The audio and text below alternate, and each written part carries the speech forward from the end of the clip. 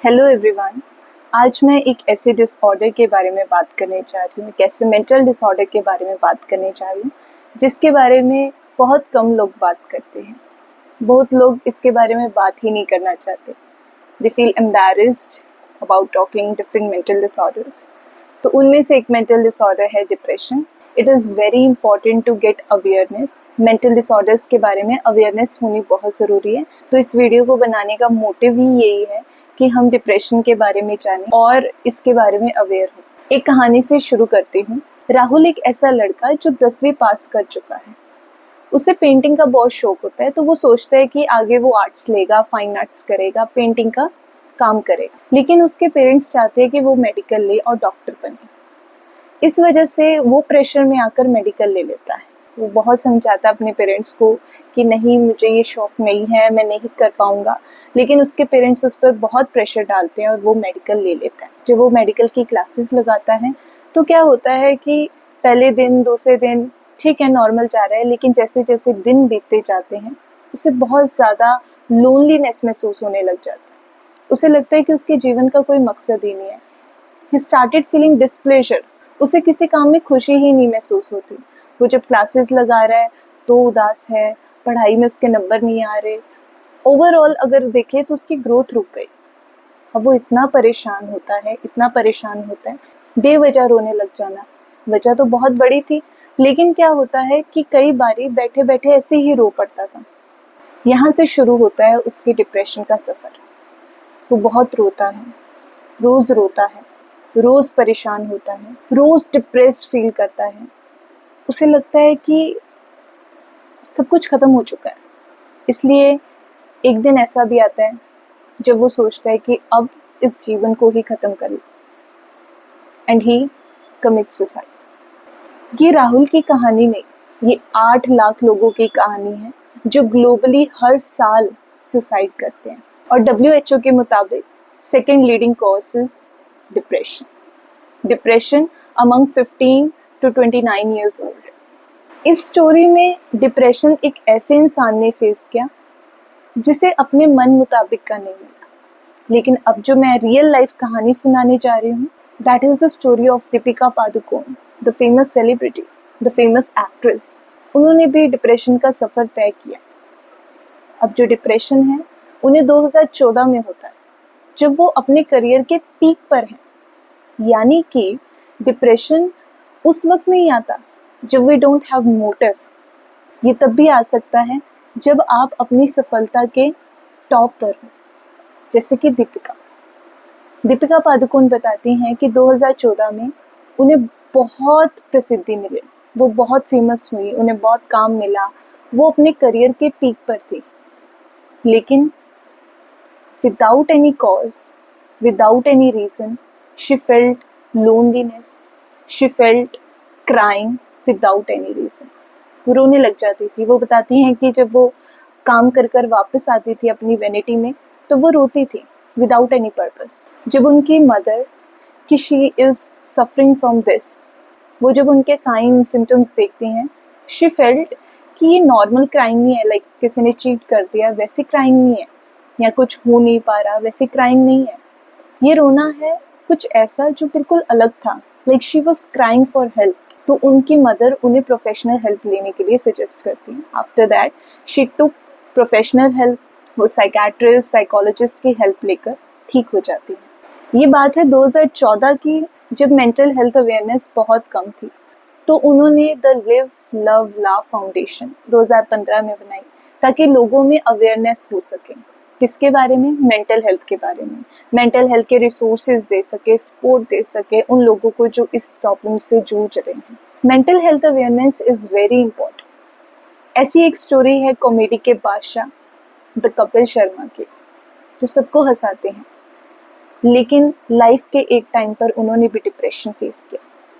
2017 में कपिल शर्मा डिप्रेशन और एल्कोहलिज्म के शिकार हो जाते हैं। मैं डिप्रेशन में चला गया था, कुछ अच्छा नहीं लगता था, मेरा किसी से बात करने का मन नहीं करता था। ये हमारा दुर्भाग्य है, इसके बारे में ज्यादा अवेयरनेस है नहीं लोगों को। ये बीमारी क्या है किसी को पता नहीं चलती, और जो बीमार होता तो बिल्कुल भी पता नहीं चलती। मुझे भी डिप्रेशन को अगर मैं 2 कैटेगरीज में बांटूं, तो एक होता है depression that is because of the changes in the neurotransmitters जो कि रिलेटेड है आपके ब्रेन से।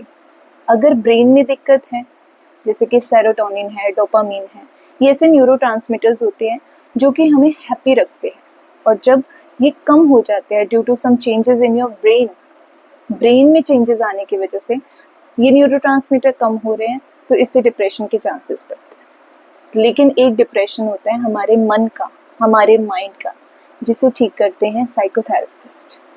कैसे? टॉक थेरेपी देकर, सीबीटी, ग्रुप थेरेपी देकर। तो इन दो डिप्रेशन को डिफ्रेंशिएट करना बहुत ज़रूरी है। ये डिप्रेशन ब्रेन का है या ये डिप्रेशन माइंड का है। अगर तो ये डिप्रेशन ब्रेन का है, it means medications will help, anti depressants will help.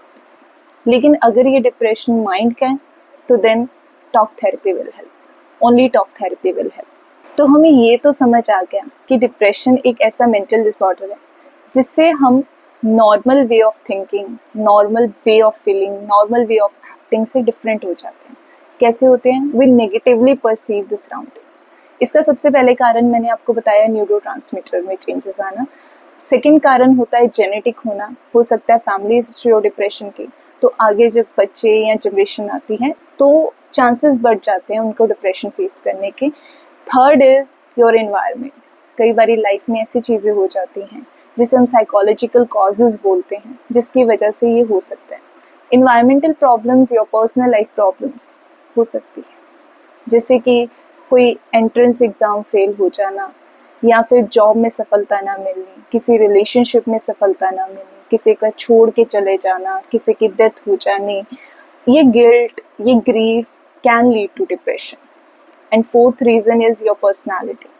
कई बच्चे बचपन से ही ऐसे पेसिमिस्टिक, नेगेटिव थिंकिंग वाले होते हैं कि बड़े होकर उन्हें डिप्रेशन को फेस करना पड़ता है।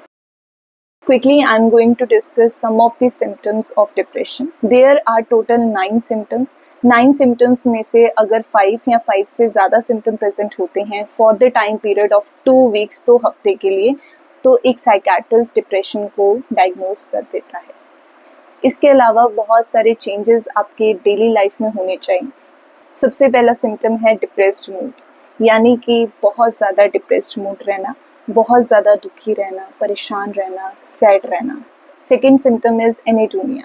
एनेडोनिया का मतलब होता है लॉस ऑफ प्लेजर, यानी कि आपको किसी चीज़ में प्लेजर फील नहीं हो रहा, खुशी फील नहीं हो रही, इंटरेस्ट फील नहीं हो रहा। Third symptom is weight loss और वेट गेन या चेंजेस इन द एपेटाइट, यानी कि आपके खाने पीने में चेंजेस आ जाते हैं, जिसकी वजह से आपके वेट में चेंजेस आते हैं, या तो वेट कम हो सकता है या तो वेट बढ़ सकता है।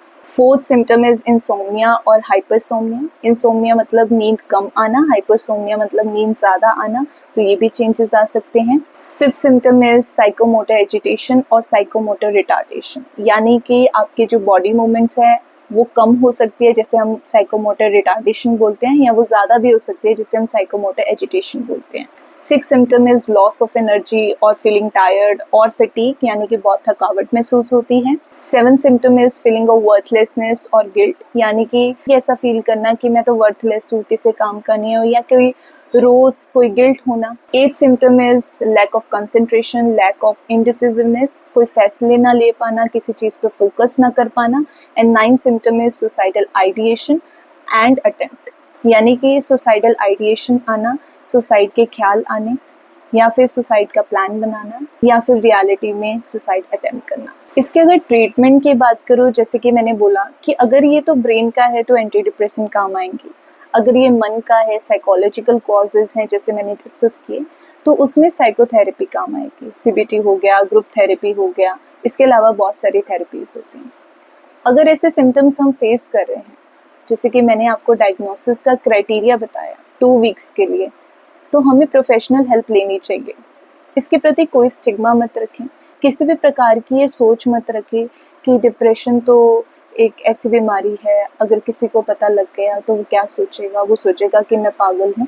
ऐसी चीज़ें बिल्कुल नहीं सोचनी। ये जो टैग है पागल होने का, that is not the correct. एक बात हमें यहाँ समझनी चाहिए, जैसे कि कोई फिजिकल प्रॉब्लम हो सकती है, जैसे कि बुखार हो सकता है, वैसे तो मेंटल प्रॉब्लम हो सकती है, वैसे डिप्रेशन हो सकता है। ये आएगा, इसे ठीक करेंगे, ये चला जाएगा। तो इस चीज़ को हमें समझने की ज़रूरत है। इसे डीस्टिग्मेटाइज करने की ज़रूरत है एंड अवेयरनेस की बहुत ज़रूरत है। हम भी अपने लेवल पर इस अवेयरनेस को बढ़ाएं ताकि कोई भी इंसान मेंटल हेल्थ से जो सफ़र कर रहा है वो परेशान ना हो और प्रोफेशनल हेल्प ले अपने आप को बचाए और खुश रहें। Thank you. We will meet in the next video.